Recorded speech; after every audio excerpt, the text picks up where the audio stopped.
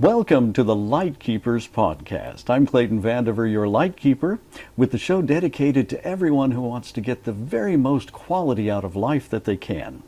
My co-host, as always, Charlene, our very own licensed clinical social worker in the state of Florida, who is joining the conversation this week about what happens when you get discharged from the hospital. We talked last week about what happens in the hospital, and now we're going to talk about what happens next, right here on this episode of the Lightkeepers Podcast.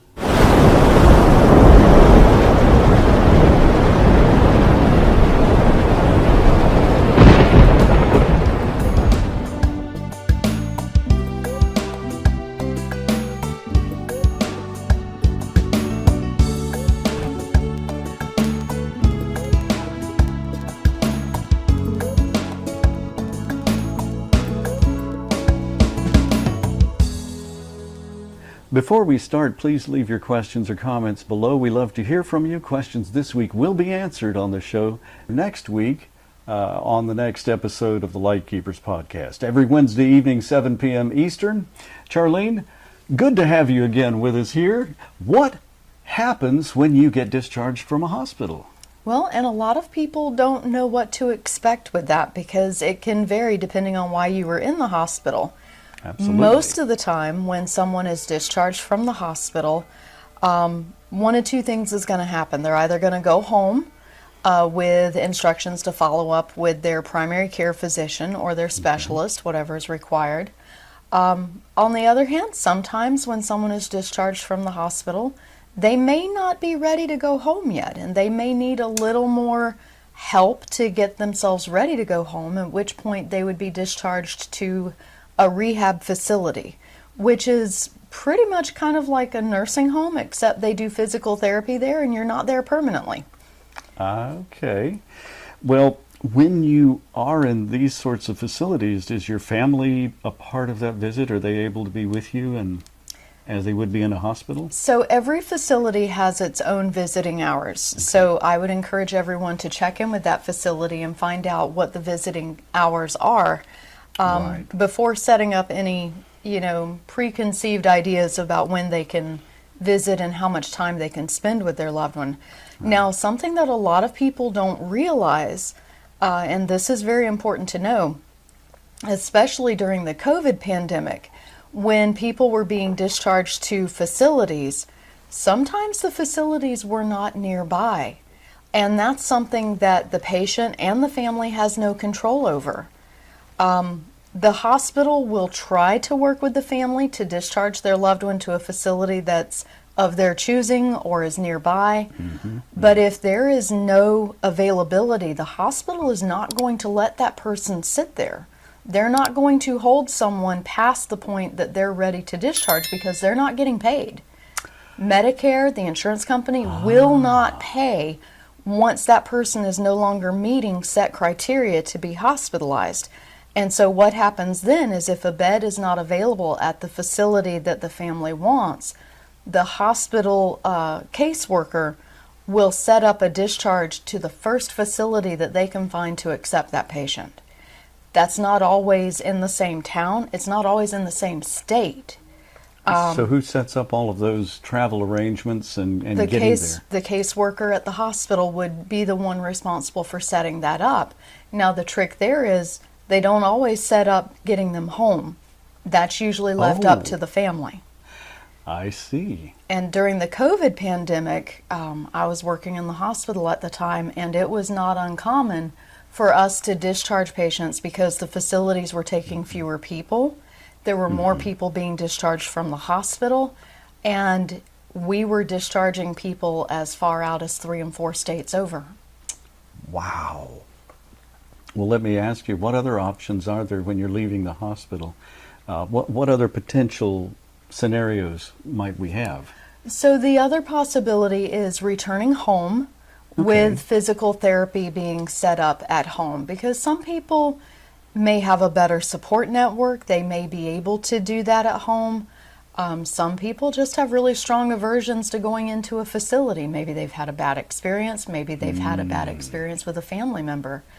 The option there is that they can go home and physical therapy can come to them, and they can finish recovering at home. Okay, so physical therapy can follow you in a way. It can't. You don't have to go into a rehabilitation center. Physical therapy, occupational therapy, most rehabilitative therapies can follow you home. Now, it can become complicated if you are needing very detailed equipment, like if you need a specific piece of equipment to be able to do that physical therapy, that may not be practical.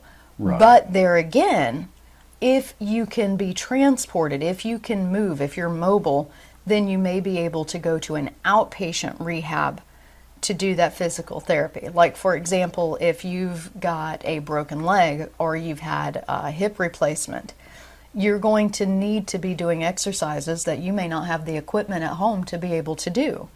And during those situations, if you can be transported to an outpatient rehab facility, then you can do that rehab there and go home afterwards. Well, you also have the benefit in those facilities of having a coach, if you will, someone to Correct. lead you through those, to make sure you're doing them right and getting the most benefit out of doing them. Correct. They're very well trained, well skilled. We've got some great rehabilitation centers here in our town, and it's just amazing to see them working with their patients. Absolutely. Yeah, they're very considerate. Are there any other scenarios? And I know you were talking about a fellow, I forgot his name now, but you were talking about a fellow that that had an interesting experience through the hospital stay and in leaving.